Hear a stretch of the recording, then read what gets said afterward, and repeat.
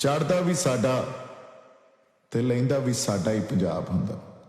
ਰਾਜ ਖਾਲਸੇ ਦਾ ਹੋਣਾ ਸੀ ਨਿਰਪੱਖ, ਜੇ ਅੱਜ ਸਾਡੇ 'ਚ ਸ਼ੇਰੇ ਪੰਜਾਬ ਹੁੰਦਾ। मैं आस करदा तुसीं सारे तंदुरुस्त ते ठीक ठाक होवोगे। अज तुहाडे रूबरू इस करके होया, पंजाब अज जिथे खड़ा पंजाब दे लई एग्जिस्टेंशियल क्राइसिस बनया होया, एक होंद दी लड़ाई बनी हुई आ।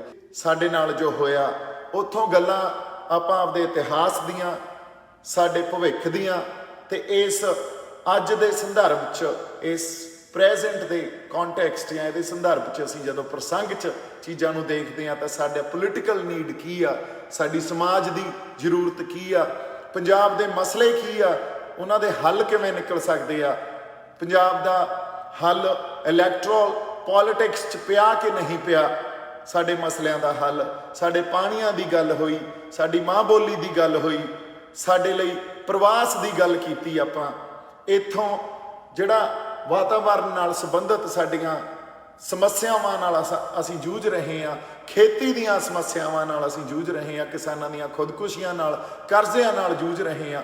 ਉਹ ਸਾਰੀਆਂ ਗੱਲਾਂ ਬਾਤਾਂ ਸ਼ੰਭੂ ਮੋਰਚੇ 'ਚ ਆਪਾਂ ਕੀਤੀਆਂ।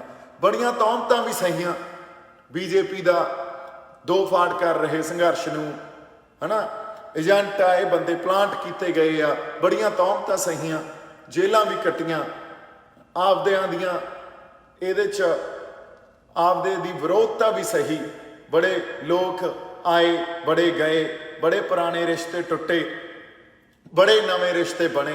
ਸੋ ਜਿਵੇਂ ਇੱਕ ਅੰਗਰੇਜ਼ੀ ਦੀ ਕਹਾਵਤ ਆ, life is what happens to you when you planning busy other things. Actually ਇਹ ਗੱਲ ਸਮਝਣ ਵਾਲੀ ਆ। ਜ਼ਿੰਦਗੀ ਕੀ ਆ? ਜ਼ਿੰਦਗੀ ਇਹ ਆ ਜਿਹੜਾ ਤੁਹਾਡੇ ਨਾਲ ਵਾਪਰ ਜਾਂਦੀ ਆ ਗੱਲ, ਜਦੋਂ ਤੁਸੀਂ ਬਿਜ਼ੀ ਹੁੰਦੇ ਹੋ, ਕੁਝ ਹੋਰ ਪਲਾਨ ਕਰ ਰਹੇ ਹੁੰਦੇ ਹੋ। ਸੋ ਇਹੀ ਜ਼ਿੰਦਗੀ ਆ। ਇਹ ਮੇਰੇ ਨਾਲ ਤਾਂ ਮੈਂ ਆਪਦੇ ਤੇ ਹੰਢਾਈ ਆ ਗੱਲ। I was planning busy doing other things but life is what happens to you. ਮੈਂ ਕਦੇ ਇਹ ਨਹੀਂ ਸੋਚਿਆ ਸੀ ਵੀ ਪੰਜਾਬ ਜਾਊਂਗਾ, ਉੱਥੇ ਕੋਈ ਮੋਰਚਾ ਲਾਵਾਂਗੇ, ਉੱਥੋਂ ਪੰਜਾਬ ਦੀ ਖੁਦਮੁਖਤਿਆਰੀ ਦੀਆਂ ਗੱਲਾਂ ਕਰਾਂਗੇ, ਉੱਥੋਂ ਪੰਜਾਬ ਦੀ ਆਜ਼ਾਦੀ ਦੀ ਗੱਲ ਕਰਾਂਗੇ, ਸੰਤ ਜਰਨੈਲ ਸਿੰਘ ਭਿੰਡਰਾਂ ਵਾਲਿਆਂ ਦੀ ਗੱਲ ਹੋਊਗੀ, ਸਾਡੇ ਜਥੇਦਾਰ ਗੁਰਜੰਟ ਸਿੰਘ ਬੁੱਧ ਸਿੰਘ ਵਾਲਿਆਂ ਦੀ ਗੱਲ ਹੋਊਗੀ, ਸਾਡੇ ਖਾੜਕੂ ਸੰਘਰਸ਼ ਦੇ ਸਾਡੇ ਬੰਦਿਆਂ ਦੀ ਗੱਲ ਹੋਊਗੀ। ਇਹ ਕਦੇ ਨਹੀਂ ਸੋਚਿਆ ਸੀ, ਕਦੇ ਨਹੀਂ ਸੋਚਿਆ ਸੀ ਸਿੱਖ ਇਤਿਹਾਸ, ਸਿੱਖ ਹਿਸਟਰੀ, ਸਿੱਖ ਇਤਿਹਾਸ ਨੂੰ ਮੈਂ ਇੰਨੇ ਨੇੜਿਓਂ ਜਾਣਨ ਦੀ ਕੋਸ਼ਿਸ਼ ਕਰੂੰਗਾ। ਬੜੀਆਂ ਗਲਤੀਆਂ ਵੀ ਕੀਤੀਆਂ, ਕਿਉਂਕਿ ਜਿਹੜੇ ਸੰਘਰਸ਼ ਹੁੰਦੇ ਆ, ਲਹਿਰਾਂ ਹੁੰਦੀਆਂ, ਉਹਨਾਂ ਨੂੰ ਦੇਖਿਆ ਕਿਵੇਂ ਜਾਣਾ ਚਾਹੀਦਾ। ਦੇਖੋ, ਸੰਘਰਸ਼ਾਂ ਨੂੰ ਜਾਂ ਲਹਿਰਾਂ ਨੂੰ ਬਿਨਾਂ ਅਨੁਭਵ ਤੋਂ, ਇੱਕ ਤਾਂ ਉਹਨਾਂ ਦਾ ਅਨੁਭਵ ਹੋਣਾ ਵੀ ਜ਼ਰੂਰੀ ਆ ਤੇ ਫਿਰ ਉਹਦਾ ਅਧਿਐਨ ਹੋਣਾ ਵੀ ਜ਼ਰੂਰੀ ਆ। ਇਹ ਤੋਂ ਬਿਨਾਂ ਕੋਈ ਬੰਦਾ ਇਹ ਕਹੇ ਵੀ ਮੈਂ ਇੰਟਲੈਕਚੁਅਲ ਆ, ਕੋਈ ਬੰਦਾ ਇਹ ਕਹੇ ਵੀ ਮੈਂ ਬਹੁਤ ਜ਼ਿਆਦਾ ਸਾਹਿਤ ਤੇ ਮੇਰੀ ਪਕੜ ਆ, ਇਤਿਹਾਸ ਤੇ ਮੇਰੀ ਪਕੜ ਆ, ਹੈ ਨਾ, ਤਾਂ ਉਹ ਕਦੇ ਵੀ ਲਹਿਰਾਂ ਨਾਲ ਨਿਆਂ ਨਹੀਂ ਕਰ ਸਕਦੇ ਹੁੰਦੇ। ਤੁਹਾਡੇ ਕੋਲੇ ਅਨੁਭਵ ਹੋਣਾ ਵੀ ਜ਼ਰੂਰੀ ਆ ਤੇ ਤੁਹਾਡੇ ਕੋਲੇ ਅਧਿਐਨ ਹੋਣਾ ਵੀ ਜ਼ਰੂਰੀ ਆ। ਫਿਰ ਲਹਿਰਾਂ ਦੇ ਬਾਰੇ ਥੋੜ੍ਹਾ ਬਹੁਤ ਤੁਸੀਂ ਦੱਸ ਸਕਦੇ ਹੋ, ਉਹਨਾਂ ਬਾਰੇ ਲਿਖ ਸਕਦੇ ਹੋ। ਇੱਕ ਹੋਰ ਗੱਲ ਜਿਹੜੀ ਮੈਂ ਸੋਚੀ ਤੇ ਅੱਜ ਕਰਨੀ ਚਾਹੀ ਸੰਗਤ ਨਾਲ ਰੂਬਰੂ ਹੋ ਕੇ, ਉਹ ਇਹ ਵੀ ਕਈ ਵਾਰੀ ਅਸੀਂ ਬੜਾ ਵੇਗ 'ਚ ਆ ਜਾਂਦੇ ਆ, ਸਾਡੇ ਇਮੋਸ਼ਨਸ ਤੇ, ਸਾਡੇ ਜਜ਼ਬਾਤਾਂ ਤੇ ਕੰਟਰੋਲ ਨਹੀਂ ਰਹਿੰਦਾ, ਐਕਸ਼ਨ ਰਿਐਕਸ਼ਨ ਦੀ ਤਰ੍ਹਾਂ ਬਿਹੇਵ ਕਰਨ ਲੱਗ ਜਾਂਦੇ ਆ। ਕਿਸੇ ਨੇ ਕੋਈ ਗੱਲ ਕਹੀ, ਇੱਧਰੋਂ ਆਪਾਂ ਅਗਲਿਆਂ ਦੇ ਗਿੱਟਿਆਂ 'ਚ ਮਾਰੀ। ਪਰ ਮੈਨੂੰ ਐਂ ਲੱਗਦਾ ਇਹ ਗੱਲ ਵੀ ਸੋਚਣੀ ਜ਼ਰੂਰੀ ਆ। ਕਈ ਵਾਰੀ ਇਹ ਗੱਲ ਜਿਹੜੀ ਉਸ ਲੀਡਰਸ਼ਿਪ ਦੇ ਨਾਲ ਜੁੜਿਆ ਹੋਇਆ ਸਾਰਾ ਇੱਕ ਉਹਨਾਂ ਦਾ ਸਮੂਹ ਆ ਜਾਂ ਉਹਨਾਂ ਦਾ ਇੱਕ ਕਾਡਰ ਆ, ਉਹ ਬੰਦੇ ਫਿਰ ਇਹ ਸੋਚਣ ਲੱਗ ਜਾਂਦੇ ਆ ਵੀ ਇਹ ਬੰਦਾ ਤਾਂ ਯਾਰ ਪਲਾਂਟਡ ਆ, ਜਿਵੇਂ ਏਜੰਸੀਆਂ ਦਾ ਬੰਦਾ। ਜਿਵੇਂ ਆਮ ਤੌਰ ਤੇ ਇੱਕ ਗੱਲ ਪੰਜਾਬ 'ਚ ਕੀਤੀ ਜਾਂਦੀ ਆ, ਕਿਸੇ ਵੀ ਨਵੇਂ ਬੰਦੇ ਨੂੰ ਪਹਿਲਾਂ ਤਾਂ ਸਪੇਸ ਦੇਣੀ ਇੱਥੇ ਬੜੀ ਔਖੀ ਆ ਪੁਰਾਣੇ ਬੰਦਿਆਂ ਨੂੰ, ਕਿਉਂਕਿ ਉਹ ਇਨਸਿਕਿਉਰ ਹੋ ਜਾਂਦੇ ਆ। ਤੇ ਫਿਰ ਜੇ ਆਪਾਂ ਕੋਈ ਨਵੇਂ ਢੰਗ ਦੀ ਗੱਲ ਕਰੀਏ, ਕੋਈ ਨਵੀਂ ਗੱਲ ਕਰੀਏ ਜਾਂ ਉਸ ਲੀਡਰਸ਼ਿਪ ਨੂੰ ਸਵਾਲ ਕਰੀਏ, ਉਹ ਸਵਾਲ ਕਰਨਾ ਵੀ ਇਸ ਤਰ੍ਹਾਂ ਦੇਖਿਆ ਜਾਂਦਾ ਵੀ ਜਿਵੇਂ ਆਪਾਂ ਉਹਨਾਂ ਦੇ ਵਿਰੋਧੀ ਆ।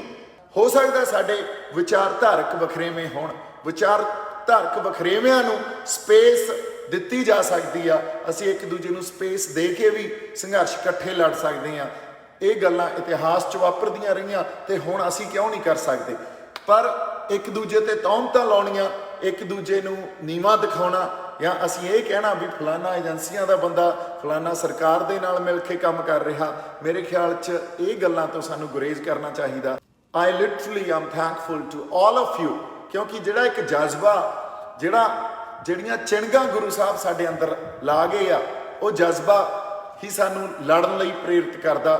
ਅਸੀਂ ਆਪਦੇ ਹੱਕਾਂ ਲਈ, ਅਸੀਂ ਕੌਮ ਦੇ ਹੱਕਾਂ ਲਈ, ਅਸੀਂ ਪੰਜਾਬ ਦੇ ਹੱਕ ਲਈ ਅੱਜ ਵੀ ਖੜੇ ਆ, ਲੜਾਂਗੇ, ਅਸੀਂ ਹਿੱਕ ਡਾ ਕੇ ਖੜੇ ਆ। ਮੇਲ ਨਾ ਖਾਣਾ ਸਾਡੀ ਜਿਹੜੀ ਸੋਚ ਦਾ, ਉਹਦਾ ਮਤਲਬ ਨਿੱਜ ਦੀ ਕੋਈ ਵਿਰੋਧਤਾ ਨਹੀਂ। ਇੱਥੇ ਸਾਡੇ ਜਿਹੜੀਆਂ ਪੁਰਾਣੀਆਂ ਪੁਰਾਤਨ ਇਤਿਹਾਸਕ ਸੱਭਿਆਚਾਰਕ ਹਨਾ ਸਾਡੇ ਕਦਰਾਂ ਕੀਮਤਾਂ, ਪੰਜਾਬ ਦੀਆਂ ਸਿੱਖੀ ਦੀਆਂ ਕਦਰਾਂ ਕੀਮਤਾਂ, ਉਹਨਾਂ ਨੂੰ ਗਵਾ ਕੇ ਸਾਡੇ ਅਕਾਲ ਪੁਰਖ ਵਾਹਿਗੁਰੂ ਤੋਂ, ਸਾਡੇ ਗੁਰੂਆਂ ਤੋਂ ਮੁਨਕਰ ਹੋ ਕੇ ਅਸੀਂ ਕੋਈ ਵੀ ਸੰਘਰਸ਼ ਨਹੀਂ ਲੜ ਸਕਦੇ, ਕਿਉਂਕਿ ਸਾਨੂੰ ਪ੍ਰੇਰਨਾ ਵੀ ਉੱਥੋਂ ਹੀ ਮਿਲਦੀ ਆ। ਤੇ ਉਹ ਇਤਿਹਾਸ ਸਾਨੂੰ ਵਾਰ-ਵਾਰ ਵੰਗਾਰਦਾ ਵੀ ਹੁਣ ਪੰਜਾਬ ਲਈ ਕੁਛ ਨਾ ਕੁਛ, ਆਪਦੀ ਧਰਤੀ ਲਈ, ਆਪਦੇ ਲੋਕਾਂ ਲਈ ਕੁਛ ਨਾ ਕੁਛ ਕਰੀਏ। ਅਸੀਂ ਇਹ ਚਾਹੁੰਦੇ ਆ ਵੀ ਉਹਨੂੰ ਬਰਕਰਾਰ ਰੱਖਿਆ ਜਾਵੇ। ਹਰ ਤਰ੍ਹਾਂ ਦੀ ਜਿਹੜੀ ਇੱਕ ਡਾਈਵਰਸਿਟੀ ਨੂੰ, ਹਰ ਤਰ੍ਹਾਂ ਦੀ ਵਿਆਪਕਤਾ ਨੂੰ ਅਸੀਂ ਸੰਭਾਲ ਕੇ ਰੱਖੀਏ, ਕਿਉਂਕਿ ਇਸੇ ਤਰ੍ਹਾਂ ਹੀ ਇਹ ਦੁਨੀਆ ਸਿਰਜੀ ਗਈ ਆ, ਇਸੇ ਤਰ੍ਹਾਂ ਹੀ ਕੁਦਰਤ ਨੇ ਇਸ ਦੁਨੀਆ ਨੂੰ ਸਿਰਜਿਆ। ਜੇ ਅਸੀਂ ਉਹਦੇ ਉਸ ਵਹਿਣ ਦੇ ਉਲਟ ਵਗਦੇ ਆ ਤਾਂ ਅਸੀਂ ਕਿਤੇ ਕੁਦਰਤ ਦਾ ਇੱਕ ਜਿਹੜਾ ਵਹਿਣ ਆ ਉਹਨੂੰ ਮੋੜਨ ਦੀ ਗੱਲ, ਜਾਂ ਉਸ ਮਨੁੱਖੀ ਬੁੱਧੀ ਚੋਂ ਇੱਕ ਨਵਾਂ ਪੋਲੀਟੀਕਲ ਡਿਜ਼ਾਈਨ ਦੇਣ ਦੀ ਕੋਸ਼ਿਸ਼ ਕਰਦੇ ਆ, ਆਪਦਾ ਗਲਬਾ ਪਾਉਣ ਦੀ ਕੋਸ਼ਿਸ਼ ਕਰਦੇ ਆ। ਇਹਨਾਂ ਸਾਰੀਆਂ ਗੱਲਾਂ ਦੇ ਜਿਵੇਂ ਉਲਟ ਖੜੇ ਹੋਏ, ਇਹਨਾਂ ਗੱਲਾਂ ਨੂੰ ਰੈਜ਼ਿਸਟ ਕੀਤਾ। ਤੁਹਾਡੇ ਨਾਲ ਜਾਂ ਕਿਸੇ ਨਾਲ ਵੀ ਪੰਜਾਬ 'ਚ ਰਹਿੰਦੀ ਹੋਈ ਕੋਈ ਵੀ, ਦੇਖੋ ਇੱਥੇ ਹਰ ਪਿੱਛੇ ਜੇ ਬੜੀਆਂ ਕੰਟਰੋਵਰਸੀਜ਼ ਹੋਈਆਂ, ਕਿਤੇ ਮੇਰੀਆਂ ਵੀ ਗਲਤੀਆਂ ਹੋਈਆਂ, ਉਹਨਾਂ ਗਲਤੀਆਂ ਨੂੰ ਕਿਸੇ ਦੇ ਦਿਲ ਦਿਖਾਏ ਆ, ਉਹਨਾਂ ਲਈ ਮੈਂ ਤੁਹਾਡੇ ਤੋਂ ਮਾਫੀ ਮੰਗਦਾ, ਕਿਉਂਕਿ ਮੇਰੀ ਕਦੇ ਵੀ ਦਿਲੋਂ ਇਹ ਮੇਰੀ ਕੋਸ਼ਿਸ਼ ਨਹੀਂ ਹੁੰਦੀ ਵੀ ਮੈਂ ਕਿਸੇ ਦੇ ਜਜ਼ਬਾਤਾਂ ਨੂੰ ਠੇਸ ਪਹੁੰਚਾਵਾਂ ਜਾਂ ਕਿਸੇ ਦਾ ਦਿਲ ਦਿਖਾਵਾਂ। ਪਰ ਕਈ ਵਾਰੀ ਅਸੀਂ ਅਣਜਾਣ ਹੁੰਨੇ ਆ, ਹਜੇ ਸਿੱਖ ਰਹੇ ਆ, ਆਪਾਂ ਸਫ਼ਰ ਆ ਇੱਕ ਇਹ ਜ਼ਿੰਦਗੀ ਦਾ, ਹਨਾ। ਸੋ ਬੜਾ ਲੰਬਾ, ਤੇ ਕਈ ਵਾਰੀ ਜਦੋਂ ਆਪਦੇ ਰਾਹਾਂ ਤੇ ਤੁਰਦੇ ਆ ਤੇ ਕਈ ਵਾਰੀ ਕਈਆਂ ਦੇ ਜਜ਼ਬਾਤਾਂ ਨੂੰ ਵੀ ਆਪਾਂ ਠੇਸ ਪਹੁੰਚਾ ਦਿੰਦੇ ਆ। ਪਰ ਇੱਕ ਵਾਰੀ ਦਿਲੋਂ ਮੈਂ ਇਹ ਗੱਲ ਕਹਿਣੀ ਚਾਹੁੰਦਾ that I never ever meant to hurt anybody's feelings। ਸੋ ਜੇ ਹੋ ਗਿਆ ਤਾਂ ਉਹਦੇ ਲਈ ਮਾਫੀ, ਇੰਨੀ ਗੱਲ ਜ਼ਰੂਰ ਕਹਾਂਗੇ। My people of ਪੰਜਾਬ, ਸਾਡੀ ਡਾਈਵਰਸਿਟੀ ਆ ਜਿਹੜੀ ਗੱਲ, ਜਿਵੇਂ ਮੈਂ ਕਹੀ, ਕੱਲੀ ਸਿੱਖੀ ਤੱਕ ਸੀਮਤ ਨਹੀਂ ਆ, ਗੱਲ ਵਿਆਪਕਤਾ ਦੀ ਆ। ਤੇ ਜਿਹੜੀ ਵੀ ਵਿਆਪਕਤਾ ਇੱਥੇ, ਜਿਹੜੀ ਵੀ ਕੌਮ ਸਾਡੇ ਪੰਜਾਬ 'ਚ ਅੱਜ ਵਿਚਰਦੀ ਆ, ਇੱਥੇ ਰਹਿੰਦੇ ਆ, ਅਸੀਂ ਉਹਨਾਂ ਸਾਰਿਆਂ ਦੇ ਹੱਕ ਹਕੂਕ ਲਈ ਖੜੇ ਆ ਜੀ। ਹਰ ਕਿਸੇ ਦੇ ਹੱਕ ਹਕੂਕ ਦੀ ਆਵਾਜ਼ ਬੁਲੰਦ ਕਰਾਂਗੇ। ਇਸੇ ਤਰ੍ਹਾਂ ਜੇ ਆਪਾਂ ਇਸ ਖਿੱਤੇ ਦੀ, ਇਸ ਦੇਸ਼ ਦੀ ਗੱਲ ਕਰੀਏ, ਇਸ ਦੁਨੀਆ ਦੀ ਗੱਲ ਕਰੀਏ, ਕਿਤੇ ਵੀ ਘੱਟ ਗਿਣਤੀ ਨੂੰ ਜਾਂ ਕਿਤੇ ਕਿਸੇ ਡਾਈਵਰਸਿਟੀ ਨੂੰ ਅਸੀਂ ਕਦੇ ਵੀ ਇਹ ਨਹੀਂ ਚਾਹਾਂਗੇ ਵੀ ਕੋਈ ਪੋਲੀਟੀਕਲ ਡਿਜ਼ਾਈਨ 'ਚੋਂ ਨਿਕਲੀ ਹੋਈ ਪਾਲਿਸੀ ਉਹਨਾਂ ਦੇ ਉਲਟ ਭੁਗਤੇ। ਅਸੀਂ ਉਹਨਾਂ ਦੇ ਨਾਲ ਜਾ ਕੇ ਵੀ ਖੜਾਂਗੇ। ਹੌਲੀ ਹੌਲੀ ਜਿਹੜੀਆਂ ਟੀਮਾਂ ਬਣ ਗਈਆਂ ਨਾ ਵੀ ਆਹ ਸੈਕੂਲਰਸ ਆ, ਇਹ ਦੇਖੋ ਦੂਜਿਆਂ ਨੂੰ ਕੱਟੜਪੰਥੀ ਕਹਿਣਗੇ। ਜੇ ਆਪਾਂ ਜੇ ਆਪਦੇ ਸ਼ਹੀਦਾਂ ਦੀ ਗੱਲ ਕਰਾਂਗੇ, ਸਿੱਖ ਇਤਿਹਾਸ ਦੀ ਗੱਲ ਕਰਾਂਗੇ, ਤਾਂ ਅਸੀਂ ਕੱਟੜਪੰਥੀ ਵੱਜਣ ਲੱਗ ਜਾਾਂਗੇ, ਕਿਉਂਕਿ ਉਹਦੇ ਲਈ ਇੱਕ ਸਪੇਸ ਬੜੀ ਲਿਮਿਟਿਡ ਆ ਇੱਥੇ।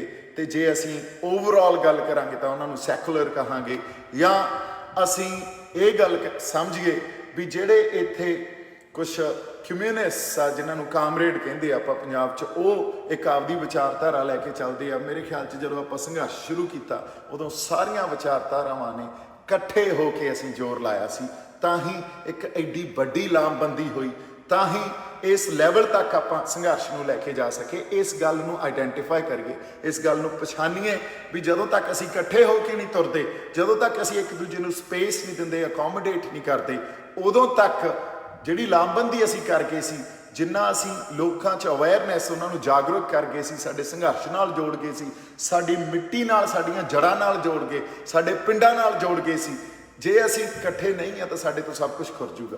ਸੋ ਇਸ ਕਰਕੇ ਅੱਜ ਮੈਂ ਰੂਬਰੂ ਹੋਇਆ। ਗੱਲਾਂ ਸਿਰਫ ਮੋਰਚੇ ਦੇ ਨਾਲ ਜਾਂ ਜੋ ਨੈਰੇਟਿਵ ਆਪਾਂ ਦਿੱਤਾ ਪੰਜਾਬ ਨੂੰ, ਉਹਦੇ ਨਾਲ ਰਿਲੇਟਡ ਸੀ। ਇੱਥੋਂ ਹੀ ਸਿੱਖਿਆ, ਸਿੱਖਦੇ ਰਹਾਂਗੇ, ਤੁਹਾਡੇ ਨਾਲ ਆਈ ਤੁਰਦੇ ਰਹਾਂਗੇ। ਬਸ ਉਹ ਪ੍ਰਮਾਤਮਾ ਅਕਾਲ ਪੁਰਖ ਵਾਹਿਗੁਰੂ ਹਿੰਮਤ ਤੇ ਹੌਸਲਾ ਬਖਸ਼ੇ। ਮੇਰੇ ਵੱਲੋਂ ਬਹੁਤ ਸਾਰਾ ਪਿਆਰ ਤੇ ਸਤਿਕਾਰ। ਜਿਉਂਦੇ ਵਾਸਤੇ ਰਹੋ। ਸਤਿ ਸ਼੍ਰੀ ਅਕਾਲ।